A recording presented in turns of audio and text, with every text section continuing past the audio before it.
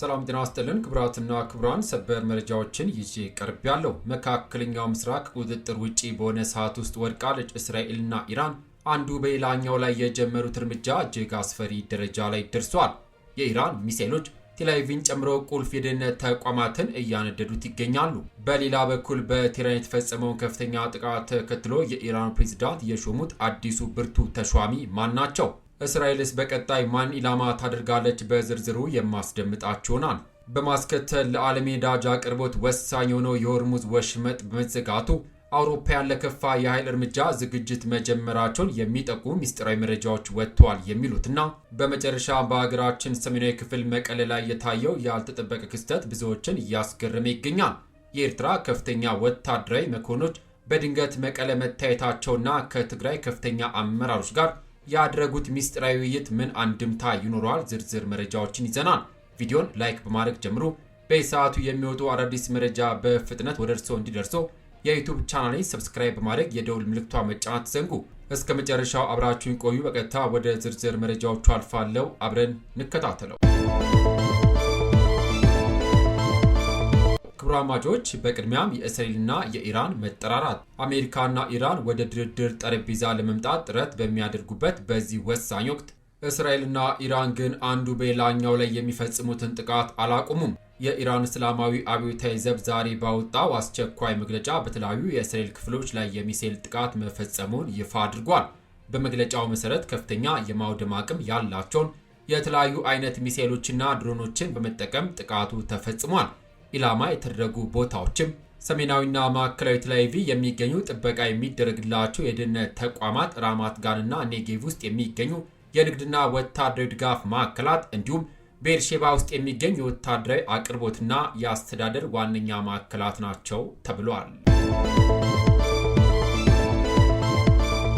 በሌላ ዜና የኢራን አዲሱ ሹመትና የላርጂኒ ስንብት። ወደሚቀጥለው መረጃችን ስናልፍ የኢራን ፕሬዝዳንት ማሱድ ፔስቺኪያን ባለፈው ሳምንት በእስራኤል ጥቃት ሕይወታቸውን ላለፈው የአገሪቱ ብሔራዊ ደህንነት ጠቅላይ ምክር ቤት ዋና ጸሐፊ አሊ ላርጂኒ ተተኪ ሰይመዋል። የኢራን መገናኛ ብዙሃን እንደዘገቡት በተለያዩ መንግስትና ወታደራዊ ስልጣን ላይ የቆዩት ሞሐመድ ባጌር ዞልጋሃሪ ኃላፊነቱን ተረክበዋል።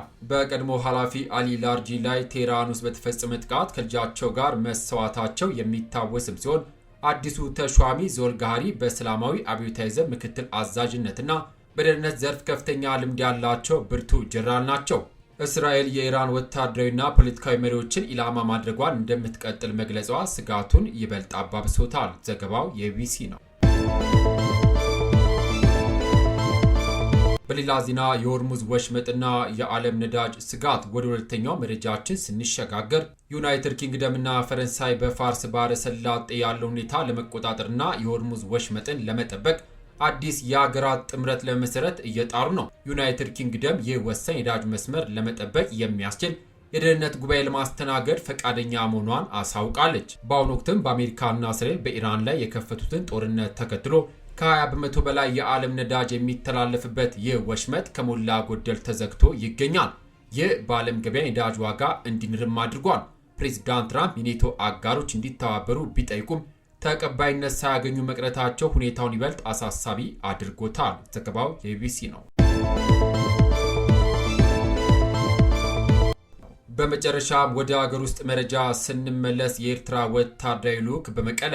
አፍሪካ ኢንተለጀንስ በዘገበው አስደንጋጭ መረጃ መሰረት ባለፈው የካቲት ወር መጨረሻ ላይ የኤርትራ ከፍተኛ ወታደራዊ መኮንኖች መቀለ ገብቷል።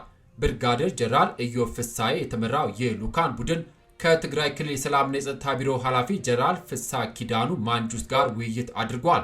የሚገርመው ግን ይህ ስብሰባ የተካሄደው የትግራይ ኃይሎችን ቲዲኤፍ የሚመራው ቢሮ የፌዴራል መንግስቱን የሚተቹ መግለጫ ባወጣበት ወቅት መሆኑ ነው። የትግራይ ጊዜያዊ አስተዳደር ከኤርትራ ጋር ምንም አይነት ግንኙነት የለኝም ባለ ማግስት የመረጃ ይፋ መሆኑ ብዙዎችን ግራ ጋብቷል። ክቡራትና ክቡራን የዩቲዩብ ቻናል ቤተሰቦች ለሰዓቱ ያስኩላችሁ ሰበር መረጃዎች እነዚህን ይመስሉ ነበረ። እናንተስ ምን ትላላችሁ? በተለይ በመቀሌ የታየው የኤርትራ ወታደራዊ ተልዕኮ ጉብኝት በወቅታዊ የሀገራችን ፖለቲካ ላይ ምን አይነት ለውጥ ሊያመጣ ይችላል? እንዲሁም በመካከለኛው ምስራቅ እየተባባሰ የመጣው ይሄ የኃይል እርምጃ የዓለምን ሰላም የት ላይ ያደርስ ይሆን? ያላችሁን አስተያየት በኮሜንት መስጫው ላይ አስፍሩልን። መረጃችን ጠቃሚ ሆኖ ካገኛችሁት ላይክ ማድረጋችሁን እንዳትረሱ። አሁንም ለቻናላችን አዲስ የሆናችሁ ካላችሁ መሰል ወቅታዊና እውነተኛ መረጃዎችን በየቀኑ ለማግኘት ሰብስክራይብ ማድረግ የደወል ምልክቷን መጫን አትዘንጉ። ከሰዓታት በኋላ በሚሰሙ በአዲስ መረጃ እስከምንገናኝ በያልበት የዓለም ዳርቻ ቸር እንቆይ።